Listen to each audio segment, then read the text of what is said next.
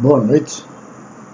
Em atendimento ao convite da revista Brasil Ferroviário, que tão oportunamente teve a ideia de lançar esse Congresso Ferrovia e Tecnologia e Inovação, vou falar sobre integração multimodal em transportes. Ressalto o apoio da Associação Brasileira de Pavimentação e da Associação de Engenheiros Ferroviários, que são parceiros para esse tipo de serviço. Meu nome é Rui José da Silva Nabais, eu me formei em 72 na Universidade de Luanda, atualmente conhecida como a Universidade Agostinho Neto, o primeiro presidente da República Popular de Angola, quando a independência em 75, e fiz mestrado em Engenharia de Transportes na COP, em 2005, e em 2002 fiz uma especialização em Gestão Estratégica e Qualidade na Cândido Mendes, também aqui no Rio de Janeiro. Como eu falei, o tema da nossa conversa hoje é sobre o Congresso Ferrovia e Tecnologia e Inovação, sobre o assunto integração multimodal de transportes. Por quê e como? Bom, antes de prosseguir, quero lembrar também alguns colegas que participaram comigo da elaboração do Manual Básico de Engenharia Ferroviária, que foi lançado em 2013 pela Associação Brasileira de Pavimentação, como eu falei, com o apoio da Husker. E nesse manual que eu coordenei, 8 eminentes engenheiros ferroviários participaram diretamente. 2 deles já faleceram, o Wilson Tadashi Shimura, que fez a parte de operação, e o autor da parte de obras especiais, o Jorge Oliveira da Cunha, também faleceram. Mas eu não queria deixar de homenagear os demais participantes: Hélio Suevo, Cláudio De Lorenzi, João Bosco Sete, José Antônio Duba, Carlos Sherman, porque sem eles, Cássio Carmo, sem eles, obviamente, o manual não teria saído, e com muito menos conteúdo, obviamente. Bom, por que falar em integração multimodal de transportes? É frequente a gente ouvir a pergunta: qual o melhor meio de transporte? E só se pode responder a isso se nós fizermos, porque nós costumamos pensar apenas em transporte ferroviário ou rodoviário, mas na realidade existe transporte de produto por rodovia, por água, pelo ar, por correias transportadoras, etc. Então, qual é o melhor meio de transporte? A resposta depende do que se vai transportar, a que distância vai ser transportado, qual a quantidade, é uma necessidade contínua desse transporte, é um produto perecível, e qual é a urgência da entrega. Porque é óbvio que se eu tiver que entregar petróleo, não há nenhum meio melhor do que o duto viário, um transporte contínuo, né? Porque um transporte eventual é óbvio que pode ser rodoviário ou ferroviário. Mas o transporte contínuo, por duto, por pipeline, uma das maiores empresas da cidade de Beira, lá em Moçambique, se chama CPMZ, Companhia do Pipeline de Moçambique, Zimbábue, que transporta todos os combustíveis que vão para o Zimbábue. Tá? É um pequeno tubo, em termos de diâmetro, mas bastante longo, e tem algumas bombas de recalque para ir puxando, mas para esse transporte, a essa distância, não há nenhum concorrente para esse equipamento. Então, a resposta é integrar, para que a gente possa utilizar a vocação de cada uma das formas de transporte de forma integrada. Tem aqui um exemplo do Cais Sodré em Lisboa, que é um terminal que tem mais de 100 anos de idade, onde nós temos a integração por barco, os barcos que atravessam o Rio Tejo, Nós temos uma estação ferroviária ainda do século XIX, a estação de Caixadré. Recentemente foi implantada uma estação de metrô no subsolo da estação do ferroviário. Tem o transporte por ônibus, contornando aqui essa pracinha. Tem o bonde, cuja distância entre as estações é muito menor do que o trem, portanto, permite mais flexibilidade para o passageiro. E tem também estacionamentos para automóveis e até bicicletário. Então, nós temos aqui uma integração completa. E alguém que esteja na margem sul do Tejo pode chegar até ao metrô, pegar o metrô, ir ao aeroporto e no aeroporto fazer a integração com o avião. Então, vejam bem, não é uma solução moderna, é uma solução com mais de um século e muitas cidades do mundo adotam esse sistema. Aqui é um exemplo de um cais, de uma integração de carga. Nós falamos em integração de passageiro na imagem anterior e agora estamos falando aqui de uma integração de carga. Nós temos aqui as pilhas de carvão, tem uma linha ferroviária que descarrega através de correias transportadoras, depois também com o ship loader são carregados os navios aqui no terminal. Completa esse complexo um sistema rodoviário, porque há muitas coisas que são abastecidas por automóvel ou por caminhão, e tem todo um sistema de correias transportadoras. Então, vejam bem, nós temos soluções com mais de um século, e soluções para carga e soluções para passageiros. Com isso, com a integração, o que é que nós conseguimos? Nós conseguimos um custo compatível, seja de implantação, seja de operação. Nós conseguimos melhorar a segurança, o conforto, a rapidez, a pontualidade e ainda mais outras características que são adequadas ao atendimento do usuário, do cliente. Tá? Nós não podemos esquecer que a integração, quando você faz uma mudança de sistema de transporte, nós estamos introduzindo um desconforto ao passageiro ou à carga. Então nós temos que fornecer as outras qualidades, o custo compatível, a segurança, o conforto, a rapidez, a pontualidade, tá? Porque senão nós perdemos competitividade, tá? Isso é importante a gente citar.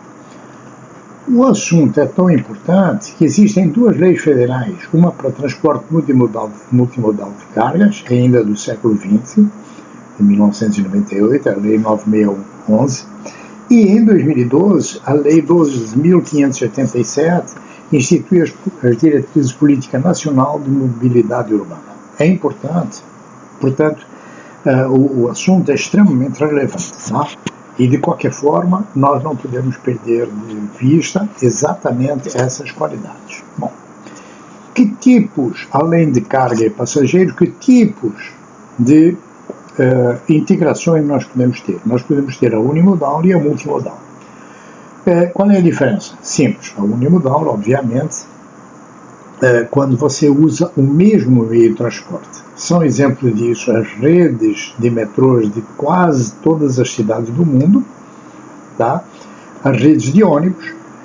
Não é possível se imaginar ligar todas as estações de uma forma direta. Então nós fazemos a integração com outras linhas. Em Lisboa nós temos essa linha vermelha que vai do aeroporto para cá, mas que você mudando para a linha verde pode chegar no Caixadré, mudando para a linha azul pode ir lá para o subúrbio, etc. Então, quase todas as linhas de metrô do mundo são dentro dessa filosofia de integração unimodal. A mesma coisa para uma rede de trens de um país ou conjunto de países vizinhos. Você pode sair de uma cidade, essa é a rede da França. Nós podemos sair de uma cidade para outra de uma forma integrada. Pode demorar um pouquinho mais. Me aconteceu, por exemplo, quando a gente compra a passagem indo de Nuremberg para Praga, a gente compra a passagem de trem, mas a gente vai de ônibus. Por quê? Porque a integração de trem tem tantas conexões, tantas integrações, que a viagem é mais demorada. E como a demanda é pequena, a rede ferroviária europeia, ela optou por contratar um ônibus que sai a cada 2 horas, sei lá, direto de Nuremberg para Praga e de Praga para Nuremberg, tá? Economizando tempo e oferecendo um conforto razoável, porque é uma viagem de 2 horas, não há tanto desconforto de ir de ônibus quanto isso. Mas veja bem, de qualquer forma, é uma rede unimodal, mas que, por questões operacionais, o operador optou por essa solução, que é uma solução também muito boa. Tá? Bom, integração multimodal, quando você usa mais de um modo de transporte. Em 2005, um grupo de mestrandos da COP apresentou esse trabalho no Congresso Rio de Transportes, em que nós estávamos tentando ligar a rodoviária Novo Rio, portanto um transporte rodoviário por ônibus, com o metrô na estação Estácio. Tá? Essa linha vermelha aí é o traçado dele, tá? E nós iríamos utilizar um veículo elétrico sobre pneus que roda sobre 2 vigas longitudinais com uma guia no eixo, tá? Passando pela estação Leopoldina, portanto, no futuro, quando a estação Leopoldina tiver uma utilização mais nobre que a atual, tem condição de se criar uma estação de integração aqui também. Então, seria a integração multimodal de trem, de metrô e de ônibus. Tá? Essa tecnologia se usa em alguns aeroportos do mundo, como é o caso de Miami, Madrid, etc. Tá? E é uma tecnologia dominada, um ônibusinho elétrico, silencioso e automático sem motorista. No aspecto de carga, nós temos aqui, por exemplo, um terminal que é de São Luís, que nós temos também uma integração trem com navio, através de correias transportadoras, e integração com ônibus também, com automóveis, caminhões, etc. Então, vejam bem, sempre a integração pode ser também de passageiros ou de carga. Pode ser de um modo único ou de mais de um modo de transporte. O importante é nós termos a ideia de que tem que ser aproveitada a melhor vocação de cada sistema de transporte. Para subir o Morro da Rocinha, não faz sentido colocar um metrô, mas faz sentido colocar uma mototáxi que pode carregar uma senhora que veio no supermercado que esteja carregando o bebê. Tá? Não há um meio de transporte melhor, há um meio de transporte mais adequado para aquela função, para aquele transporte. E quando nós juntamos as qualidades de cada um, tá? Nós juntamos a elevada capacidade de transporte com a baixa emissão de carbono, de dióxido de carbono, monóxido de carbono do trem, se juntamos com a flexibilidade de um transporte rodoviário ou cicloviário, o trem do Rio de Janeiro, quando foi feita a privatização da operação, a Supervia criou facilidades de bicicletários nas proximidades das estações para que o pessoal de algumas estações de subúrbio tivesse mais facilidade de chegar na estação, ter a sua bicicleta segura e, na volta, encontrar a sua bicicleta. Aí é um cuidado especial a ter, porque alguns passageiros reclamavam de danos na sua bicicleta e ficou muito complicado, porque como garantir essa integridade de todas as bicicletas e garantir que realmente... Então, a maioria desses sistemas foi feito um convênio com a prefeitura para que o bicicletário não fosse da Supervia e sim da prefeitura. Com isso se conseguiu algum sucesso e um conforto a mais para o passageiro. Em vez do passageiro caminhar 2 ou 3 quilômetros, ele ia de bicicleta. E com isso ganhou-se a tal competitividade que eu falei entre os diversos modos de transporte e as qualidades de cada modo de transporte. Nunca ninguém vai pensar em fazer uma ciclovia do Rio até São Paulo, mas do Leme até o Forte de Copacabana, uma região plana com 4 ou 5 quilômetros, é óbvio que uma ciclovia pode ser uma excelente solução. Tá? Ninguém vai pensar em fazer um trem ligando Leme com Forte. Tá? E mais, quando o projeto inicial do metrô foi feito, a maioria ou todas as integrações que hoje estão implantadas já estavam previstas no projeto, ou seja, a empresa que trouxe o know-how do metrô para o Rio de Janeiro era uma empresa que já estava preocupada com a integração. Bom, além da integração uni e multimodal, ela pode ser física, pode ser tarifária e operacional. O que é integração física? Nós vimos nos exemplos anteriores uma integração física. No mesmo local é feita a integração de diversos modos de transporte. Por exemplo, para passageiros, no tal projeto, no tal trabalho que a gente apresentou no Congresso aqui no Rio de Janeiro, dentro da estação rodoviária Novo Rio, seria a estação do People Mover num piso elevado. Então, o passageiro não precisava se expor ao risco de sair da estação para pegar o People Mover, e a mesma coisa na chegada no Estácio.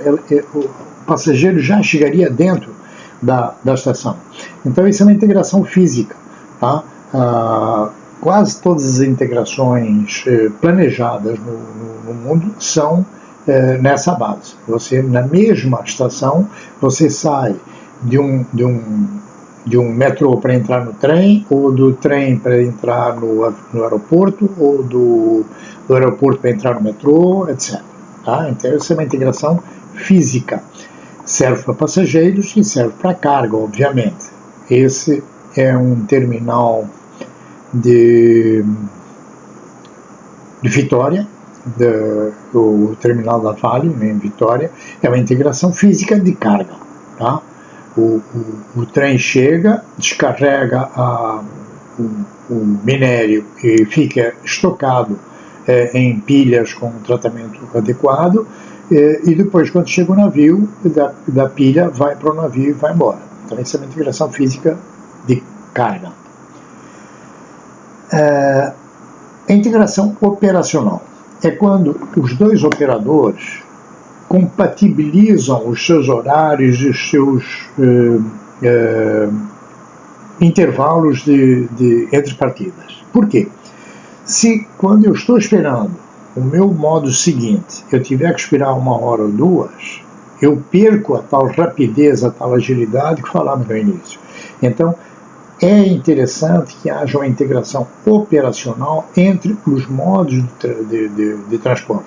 Ou seja, os operadores têm que se acertar a que horas é que começam, a que horas é que terminam e qual é o intervalo ideal entre as partidas.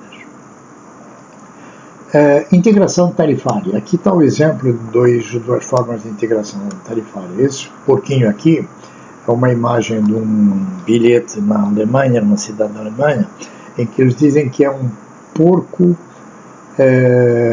com penas que dá leite e lã. Ou seja, eu tenho tudo num animal só. Eu tenho carne, leite, lã.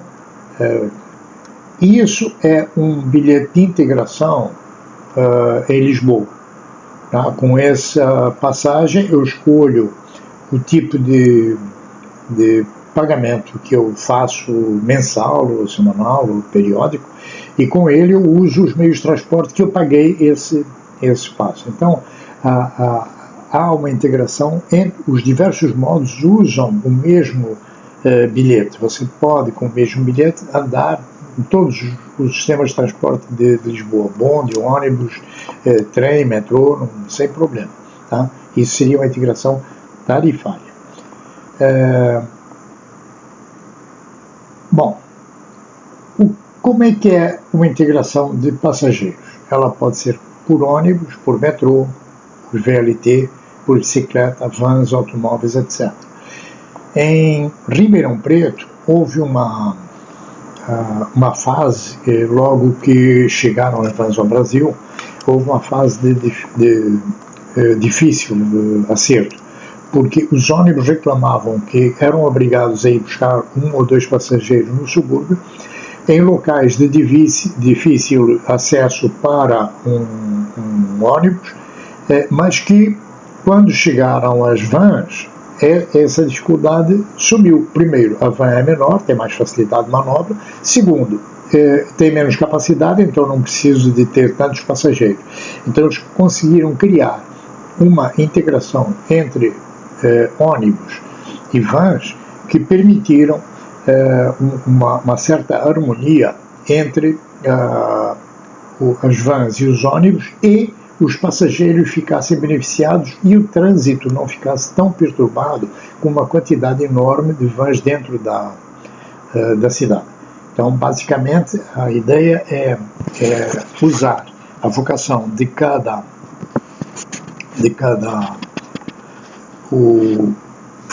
sistema. É importante agora nós falarmos também de um outro assunto que nos boletins técnicos da CET de São Paulo tem uma certa relevância. Deixa eu ver aqui os números das notas técnicas. É um boletim técnico 35, tá?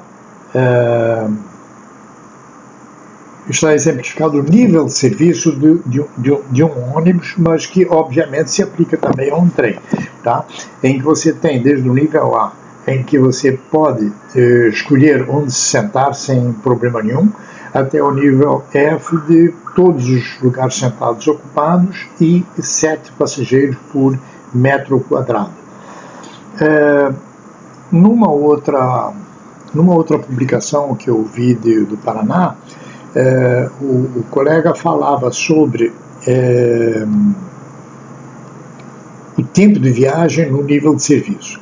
E ele exemplificava o desconforto de uma viagem de elevador, que demora 10, 20 segundos, 30 segundos, é diferente daquele de um ônibus ou de um trem ou de um metrô, em que eu vou viajar 1 hora ou 2. Então, é importante também o tempo de viagem na qualificação do nível de serviço. A nota técnica número 42 também da CET, Conceito de Nível de Serviço para Avaliação de Transporte Público, do engenheiro Gabriel Chamar, se abordam esses conceitos: o tempo de percurso, o itinerário, a ocupação, a ventilação e temperatura. Lembremos que nem todos os nossos sistemas de transporte têm ar-condicionado, os arranques e os trancos, e a fluidez e os ruídos que se assistem presentes no...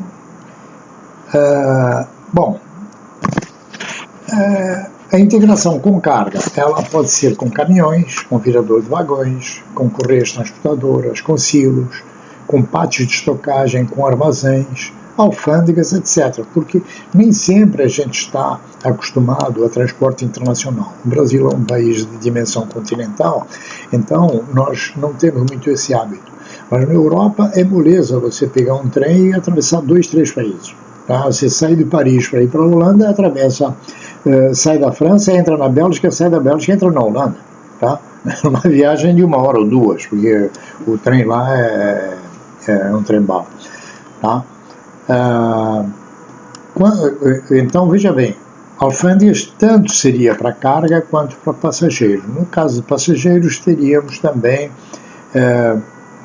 essas outras instalações auxiliares, que são bilheterias, a comunicação visual e sonora, o CCO, lojas de conveniência, o serviço de atendimento ao cliente, e nas viagens internacionais, aquilo que a gente falou, controle aduaneiro, controle de passaporte, vigilância sanitária, etc. Então, é o que eu tenho a dizer.